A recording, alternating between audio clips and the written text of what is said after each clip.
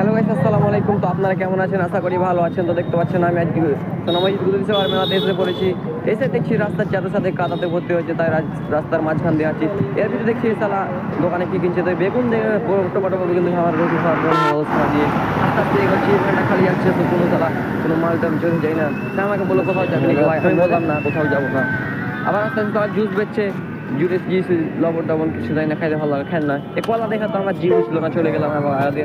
আস্তে আস্তে দেখছিলাম রাস্তা ফাঁকা হয়। হয়তো প্রথম দিন অনেক জ্যাম ছিল, আজ হয়তো জ্যাম নাই। ওই জন্য এই মেয়েটা ফের হাঁটছে, হাঁটতে হাঁটতে যাচ্ছে, আমি আর পছন্দ ধরলাম। এর ভিতরে দেখতে পাচ্ছি ফাঁকা অটো চলে যাচ্ছে, মনে করুন চলবো না, আমি ঘুরে রাস্তা ভিডিও করবো। হাঁটতে লাগলাম, এর ভিতরে দেখছি সালা মাছ নিয়ে যাচ্ছে, মনে করলাম মাছ গালা নিয়ে একটি উড়ে চলে যাব। এর ভিতরে আগাচ্ছি, রাস্তা আগাচ্ছি, তো সালা ওই যে চোখে পড়লো জিলাপি দেখে তো আমার জিভা লাল পড়ে গেল।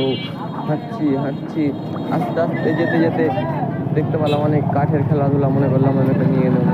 এর ভিতরে দেখছি দুটা বুড়া দাদু আমার হাঁসতে কিনছে, তো হাঁসতে নিয়ে মনে করলাম একটু দাদুর সাথে খাইলাম, বলে মনে হয় চকলেট দেবে, দাদা তোকে কিছু বললাম না। আস্তে আস্তে হাঁটতে লাগলাম, যেতে থাকতে দেখতে পারি অনেক খেলনা হাঁটছে। জ্যাম আজ হয়তো জ্যাম কম, হাঁটতে লাগলাম।